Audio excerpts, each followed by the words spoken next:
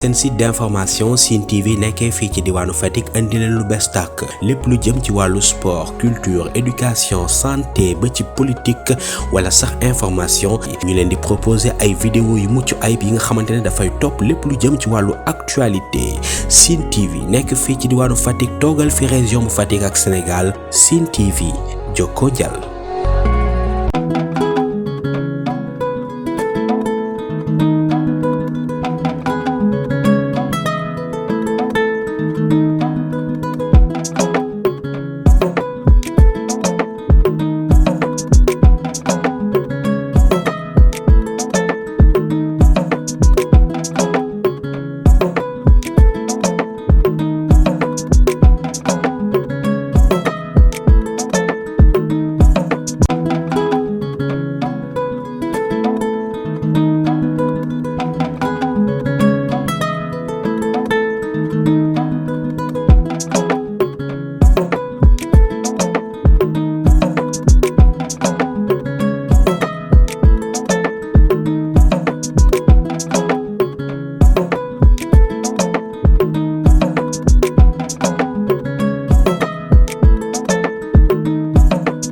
tukkib ne meeku bi nga xamante ne ni équipe Sine TV bi mu ngi koy amal ci dëkk yu fasantikoo waaye itam dëkk yi nga xamante ne ni cosaan ak aada ak lépp lu jëm ci wàllum culture dëkk yooye ñi ngi koy amee ci àllarba bi yemook ñaar fukki fan ak juróom bi 11h jotee la ñu jóge ko fii ci Fatick utali fi nga xamante ne ni moom mooy ca Toubacouta ba ñu yeggee kañu njëkk a taseel moom moo di chef de village ba weccante ak moom ay kàddu noonee sax mu dalal leen gannaaw loolee nag chef de village bi fam leen njëkk a yóbbu moom moo di centre d'interprétation bi nga xamante ne ni Toubacouta amee na ko muy accueillir nag mbooloo mu takkoo takku ba ci sax ay nasaraan yoo xamante ne dañ fay ñëw ngir sàkku si xam-xam waaye itam ñu tàggatu ci yenn yi nga xamante ne ni baaxoon nañ di koy amee ci suñu dëkk ki nga xamante ne moom moo di njiitalu boobule centre di Mayakor Diouf moom itam yëkkati na ay kàddu jëmale ko ci boobule centre Mayakor Diouf ci ay kàddoom. centre culturel bi centre d'interprétation Toubacouta souvent dañu ne centre d'interprétation bi centre culturel dafa nekk benn structure boo xam ne dañ ko taxawal bu ñu classé delta du Saloum sur la liste du patrimoine mondial de l'UNESCO loolu mu nekk mandarga boo xam ne dañ ne gox boobu mooy delta du Saloum mooy lu nekk mangrove bolong yi gàncax bi mais aussi site archéologique yi mu nekk loo xam ne àdduna bi yëpp dafa reconnaître dafa am valeur universelle parce que àdduna bi yëpp ñoom mën ko pour classer ko patrimoine mondial UNESCO te bu ñu ko defee après mu war a am benn service d'éjection puisque loo classé da nga ko war a aar da nga ko war a protéger mais surtout aussi da nga ko war a valoriser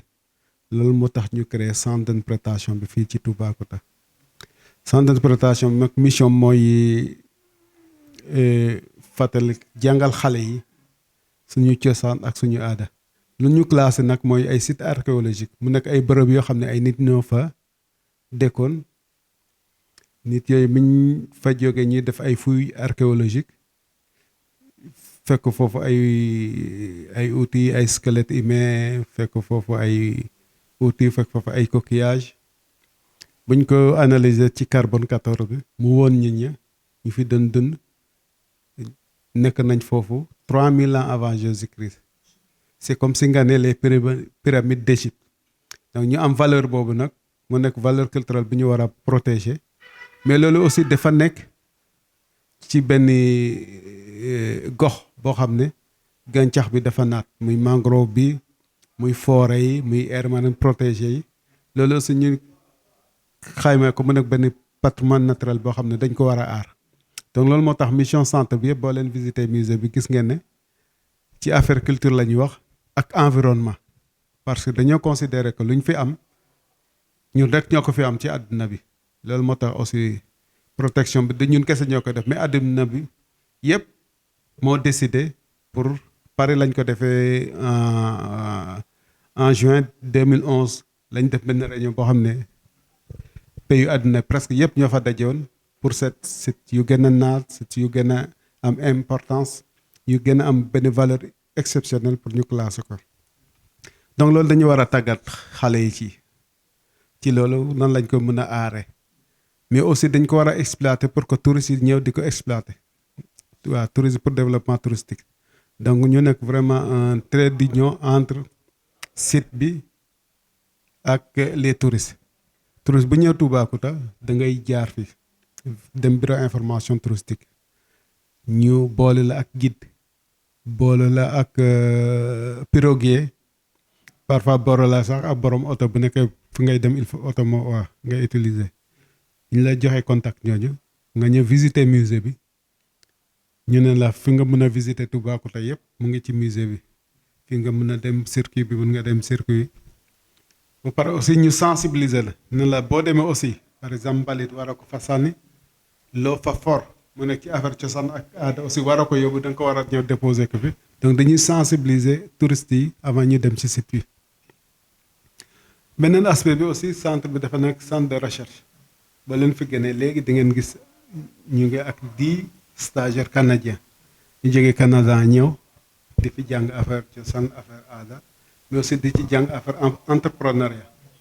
donc boo leen gën a avant di nga leen gis mais am na aussi ay étudiants chercheurs yi ak étudiants ñu ci gën a bari aussi dañuy ñëw ci centre bi au minimum mën nañu recevoir ci année bi jusqu'à 300 chercheurs ou étudiants ñu jaar ñi 2 jours ñi 1 mois ñi 3 jours ñi 1 semaine ñi nga xam ne dañuy ñëw pour def ay recherche beneen aspect bi aussi mooy valorisation culture locale bi cosaan ak aada bu nekk ci bi c'est vrai que touriste bi dañu foog ne géej gi ko si plage bi kese moo tax ñuy ñëw mais touriste bi dem benn bërëb dafa bëgg a xam histoire bi dafa bëgg a xam tourisme de découverte quoi découvrir li nga xam ne aussi nit yi noonu la ñuy dundee nit yi noonu la ñuy relation communautaire bi organisation yëpp touristes yi dañ ko bëgg a xam loolu moo tax aussi ñun ñu valoriser la culture locale donc ci culture locale boobu am na li nga xam ne bon fii lañ ko fekk ñu ngi koy def ba léegi muy kankurang bi donc am na ay famille ñu koy def donc loolu aussi dañ koy valoriser pour expliquer tubaab bi ñëw toujours de découverte ñu initiation nan lañ koy def am na lu ñu wone mooy lu ñu autorisé ñu wone comme am na loo xam ne da ko egg foofu beneen bi mooy kañale benn nit rite de fécondité boo xam ne ñu ngi ko fiy def beneen bi aussi mooy les lieux de prière donc dañuy joxe information dañuy valoriser toute la culture locale quoi objectif bi nag mooy nan la nit yi nekk delta du Saloum nan lañ mën a dund ci seen cosaan ak aada nan la suñ cosaan culture mën a nekk un levier de développement local. léegi Toubacouta dafa nekk déjà zone touristique les statistiques c'est vrai que amuñu 2023 mais am na période boobu 2020 à 2021 ci Covid bi la woon effectivement 2020 2021 mais amoon nañ quand même ñaari hôtel yu gën a mag ku nekk waroon nga am 2000 visiteurs imaginez 2000 visiteurs ci benn hôtel benn 2000 visiteurs donc on pouvait dire que les 2 grands hôtels du ma tudd seen tour je ne fais pas de la publicité mais au moins amoon nañ 4000 visiteurs ci Covid bi imaginez bi ñu nekk Covid bi donc ça veut dire que parfois on a 6000 visiteurs 6000 touristes qui arrivent à Toubacouta day impacté ci société bi puis hôtel yi ñu fay liggéey yëpp ci dëkk bi lañ dëkk gardiens yi femmes de ménage yi guide touristes yi mais aussi le transport local parce que ñu ci gën a bari aussi bu ñu wàccee aéroport souvent bu nekk ci campement ay oto Toubacouta ñoo dem jëli leen bu ñuy ñibbi aussi ay oto Toubacouta donc am na vraiment ay retombées yoo xam ne déjà direct mooy campement yi am na campement yoo xam ne investissement bi c'est à plus de 200 millions ñooñu te ñu ngi ci gën ñu ngi rentabiliser seen kii donc imaginez vous avez 20 campements yoo xam ne ñu ngi fonctionner ñoo xam ne waa gox gi ñoo ko moom puisque la majeure partie des campements c'est les jeunes du village ñoo ko moom c'est les hommes d'affaires au niveau de Toubacouta ñoo ko moom c'est peut-être les 2 grands hôtels là waaye ay étrangers ñoo ko moom. waaw c'est vrai que waa jafe-jafe yi mooy saison touristique je crois qu'il faut que ñu liggéey ba bañ a amati ñu naan bii mooy saison touristique novembre lay commencer ba mois de mai parce que après novembre ba mois de mai après du am ay touristes donc maintenant période creuse boobu dañ ko war a def tout pour éliminer ko ñuy am 12 mois sur 12 loolu nag pour ñu am ko il faut que ñuy def état banque ci def ay kii ministère du tourisme mu ngi def ay sensibilisation ci taamu Sénégal donc mooy agence de promotion touristique taamu Sénégal souvent dañuy def ay visites dem ci ay localités pour def ay promotion culture locale dañ koy def Ziguinchor dañ koy def Toubacouta dañ koy def Mbour donc il faut que aussi beneen aspect bi c'est le tourisme local il faut que Sénégalais yi xam seen kii man Fatick laa jóge dem mais ñu bari dañ ma ne xamuñu Toubacouta et Toubacouta nag quand même impact boobu aussi day impacter Fatick donc l'environnement déjà tout ce tourisme bi ñëwee lu ñu lekk yëpp fii lañ koy soit fii lañ koy béy la majeure partie aussi des propriétaires terriens c'est pas seulement des gens de Toubacouta mais c'est des gens de la région ñu investir beneen aspect bi aussi lu ñuy jënd lu ci gën a bari aussi dañuy dem jëndi ko ay Fatick jëndi ko ay Foundiougne jëndi ko à Passy marché de Sokone donc gis nga bu ñu am tourisme bu développé rek vraiment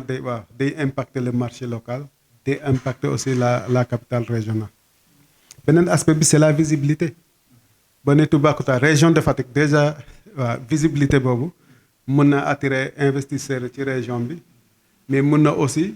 tax aussi ñu mën a défendre quelques projets beaucoup de projets parce que boo nee la région de Fatick c'est une destination touristique loolu mën na attirer ay bailleurs de fonds yoo xam ne soit pays arabes lañ jóge bien États-Unis bien Europe donc loolu nekk na loo xam ne aussi besoin bi aussi tourisme bi aussi muy développer infrastructure de développer vous avez vu que on a beaucoup souffert entre yoonu Passy c'était à Kër Waly Ndiaye Sokone heureusement defar nañ ko le pont le bac de Foundiougne aussi c'était un frein au développement du tourisme avec le pont là maintenant destination bi day gën a yomb et surtout tali bi bu pare de Foundiougne à Passy tali boobu nag actuellement moo nekk problème bi donc vous avez vu que avec le tourisme là yàgg nañ koy xeex di ko bind fu ne sûrement loolu impact na de telle sorte que état bi investira quand même ci côté ci département boobu le pont de Foundiougne président boo xam mën a c'est pour lier la zone du delta du Saloum à la région de Fatick donc tout ça aussi c'est pour faciliter déplacement touristique puisque touriste du dem foo xam ne y a des problèmes d'accès foo xam ne quand même c'est facile d'accès puisque en tourisme c'est le temps qui compte boo xam ne on est à 2 heures de temps de l'aéroport bien 1h30 de l'aéroport ça attire day attirer quand même les touristes pour ñëw visiter. Bon di leen remercier vraiment ça prouve aussi que Sine TV aussi sa mission ne doit pas s'arrêter à Fatick da ngeen war a dem ci gox yi dem goxaan yi pour wane lu ñu am comme potentialité wax naa lépp bëgguma def kii mais Fatala boo leen fa demee mais au Sénégal dans le monde entier on parle de Fatala te Toubacouta la def où les gens peuvent se promener ak ay gaynde nga mën a doxanto ay gaynde fii rek la am fii rek la am au Sénégal te ci région de Fatick la am et le monde entier ñoo fa ñëw am na ñoo xam ne dañuy jël avion uniquement pour faire au moins 2 heures de temps donc gox yooyu yéen da ngeen ko war a siwal et maa ngi leen di quand même di remercier puisque nous aussi vous avez vu centre bi c'est un centre international gis nga stagiaire fu ne lañu jóge mais nit yi xamuñu ko donc seen mission nag c'est jàppale ñu ko Sénégal ñu xam localité yi région de Fatick ñu xam localité yëpp ñu xam gox-goxaat yi loolu ba leen ko defee vraiment dina am impact ci développement région di leen sant vraiment di leen remercier ci temps bi ngeen jël pour ñëw seet suñu fësal suñu liggéey. bëri na loolee ay nasaraan yoo xamante ne ni dañuy jógee ay dëkk yu fasantikoo yu sore ngir nag ñëw jàng xam suñu culture ba sax loolee mu jur ab partenariat bu am solo ci diggante centre de solidarité bu nekkee ca Canada ak lii di centre d'interprétation bi nekkee fii ci Toubacouta ñu gis ne tubaab yooyee bu ñu jógee seen dëkk ba yegg si fii ci Sénégal dañuy soppi seeni tur ñu tase ci ak kii tudd Binta Sarr ak kii di Ami Diouf ñoom itam ñu yëkkati ay kàddu di ñu xamal accueil bu am solo bi nga xamante ne ni am nañ ko ca Toubacouta wax suñu gàncax gi ak itam ndaw yi nga xamante ne ni ñu ngi koy liggéey ak ñooñee ñu gis nag partenariat bi dafa am solo loolee. Ça fait maintenant un mois et une semaine que nous sommes à Toubacouta. L'accueil est super chaleureuse. Les gens sont super gentils avec nous. Beaucoup d'hospitalité ici aussi. La Teranga, comme plusieurs aiment le nommer, c'est super accueillant. À mon nom et celui du groupe, nous nous sentons compris et nous sentons aussi intégrés dans la culture. Nous pouvons voir que dans nos familles dans lesquelles nous vivons, nous sommes bien accueillis et que nous faisons un petit peu partie de la famille. Alors, ils nous amènent un petit peu partout avec eux pour nous faire découvrir le village et ses alentours. Nous avons décidé d'aller vers des familles d'accueil pour notre stage de 2 mois et demi pour vraiment se familiariser avec la culture et tisser davantage de liens et ainsi comprendre davantage qu'est-ce que la culture sénégalaise, mais aussi pour pouvoir vivre l'expérience au maximum. Parce qu'en étant dans les familles, nous sommes directs dans le feu de l'action, nous sommes directs auprès d'eux, donc c'est encore plus une expérience enrichissante et amusante. Marie-Pierre Tremblay, ou Amy Diouf, enseignante en technique de travail social du Cégep de Jonquière, ici à Toubacouta depuis maintenant 1 mois. Donc, dans le cadre d'un projet de stage en partenariat avec le Centre de solidarité internationale du Canada et le Centre d'interprétation du Delta du Sanoum, nous avons la chance d'avoir 10 étudiants qui travaillent en collaboration avec différentes activités déjà menées au niveau du Centre d'interprétation. Donc, dans les projets, on a 3 étudiants qui travaillent au niveau du service civique national. Donc, après avoir rencontré les jeunes du service civique national, on leur a demandé quels étaient les besoins, comment on pouvait travailler avec eux pour atteindre les objectifs du service civique. Et de ce côté, ils nous ont demandé de travailler avec eux des outils de gestion ainsi que des outils sur le leadership, l'entrepreneuriat, l'estime de soi. Donc, à partir de là, les étudiants ont travaillé sur différentes activités, des groupes de discussion, un peu à l'image de tes débats qui ont lieu avec les jeunes du service civique. Donc, on a divisé le groupe en 2. Donc, la majorité, une moitié qui sont à Nemaba et l'autre moitié qui sont ici à Toubacouta. Donc, on travaille avec eux là, jusqu'à la fin novembre. On a aussi un groupe d'étudiants qui travaille avec le Club Nature qui est déjà actif au centre d'interprétation. Donc, avec eux, ils travaillent sur des enjeux en lien avec l'environnement, mais aussi en lien avec l'expression chez les jeunes, l'estime de soi. Donc, un peu de façon ludique dans la diversité, puis pouvoir aussi être sensibilisé aux différents enjeux environnementaux. On a un 3e groupe qui travaille avec les enfants d'âge primaire. Donc, ces activités ont lieu 3 fois par semaine, les lundis, mercredis et vendredis. Et l'objectif de ces activités, c'est de revoir les notions académiques qui sont vues en classe, mais de façon ludique. Donc, de favoriser l'apprentissage chez les enfants parfois qui ont plus de difficultés en classe. Donc, un peu des ateliers de mise à niveau, mais de façon ludique pour garder l'intérêt des enfants dans ce contexte-là. L'accueil au niveau de la communauté de Toubacouta est merveilleuse. Nos 10 étudiants sont dans des familles variées un peu partout sur le territoire. C'est rassurant comme enseignante, comme encadreur de les savoir dans ces familles-là parce qu'ils les adoptent, ils les prennent vraiment sous leur aile comme si c'était leur propre enfant. Ils leur font découvrir la culture, la nourriture, les endroits. C'est rassurant pour nous de savoir les étudiants dans les familles de Toubacouta. Et la générosité de ces familles sur le territoire est vraiment... j'ai pas de qualificatif pour le nommer, mais vraiment, c'est toute une chance qu'on a de pouvoir être reçu de cette façon dans la communauté de Toubacouta. bari na loolee ci boobule centre mu ëmb ñoo xamante ne ni seen xam-xam màcc na loo jëm ci wàllum culture. Matar Ndiaga Kassé moom itam xam-xamam màcc na jëm ci wàllu googi wax na ci lu jëm ci wàllum Fesnac bi waaye itam sànni ay kàddu jëmale ko ci li nga xamante ne ni moom moo di askanu Fatick ñu xam ne Fesnac bi lépp loo xamante ne ni war nañ ko caa def kenn ku ci nekk war na xam ne région bi moom mooy accueillir nañ ci def nag ab yitte bu am solo yëkkati ay kàddu jëmale ko ci suñu PDG bi nga xamante ne ni moo fi nekkoon ak ñun mu di Mouhamed Sokhna. Je suis natif de Fatick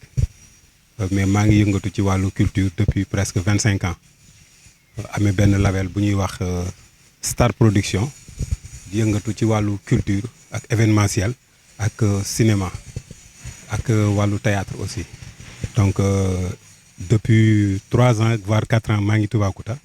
di liggéey ak ñoom ci événement yu bëree bëri. donc ren nag yàlla def na aussi démb rek ñu ngi amoon benn rencontre bu ñu woon à Fatick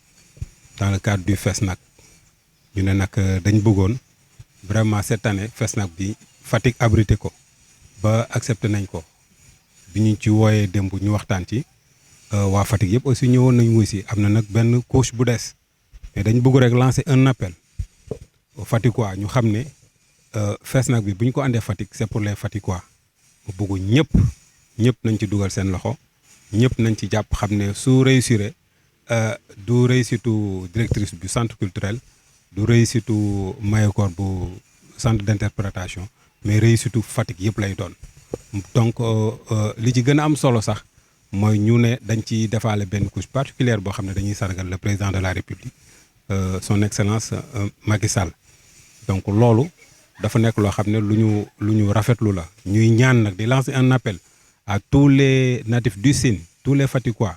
ñu ñëw participer ci Fesnac bu ren bi nga xamante ne dafay war a am au mois de décembre. loolu jàllee je crois que war naa mun a wax tuuti rek ci li nga xamante ne nii mooy ci dëkk bi ngeen ma fekk nii di Toubacouta di zone touristique boo xamante ne nii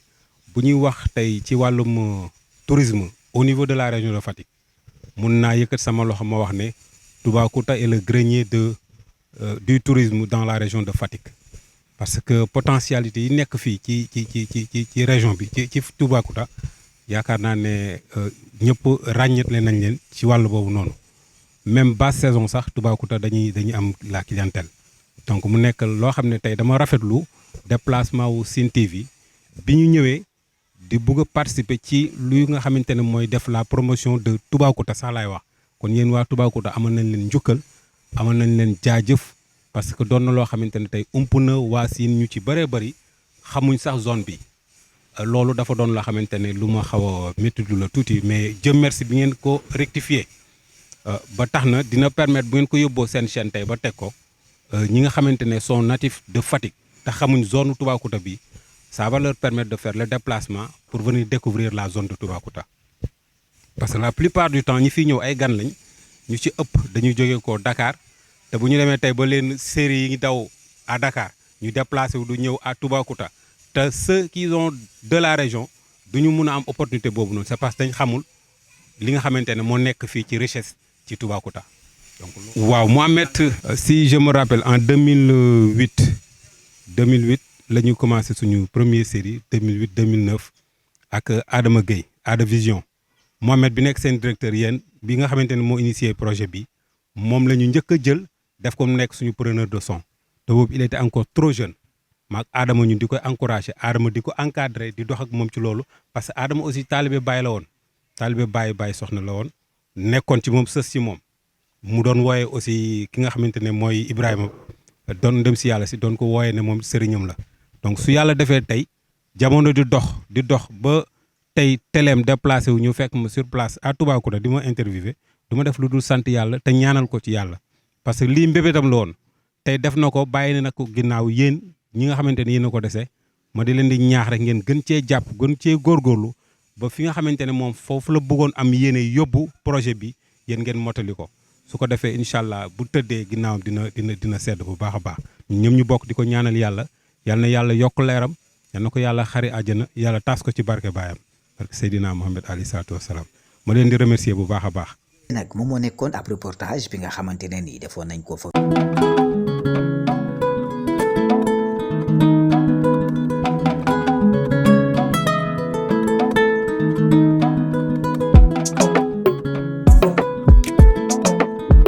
seen site d'information Sine TV nekkee fii ci diwaanu Fatick indi leen lu bees tàkk lépp lu jëm ci wàllu sport culture éducation santé ba ci politique wala sax information ñu leen di proposer ay vidéo yu mucc ayib yi nga xamante ne dafay topp lépp lu jëm ci wàllu actualité Sine TV nekk fii ci diwaanu Fatick toogal fi région bu Fatick ak Sénégal Sine TV jokkoo jàll.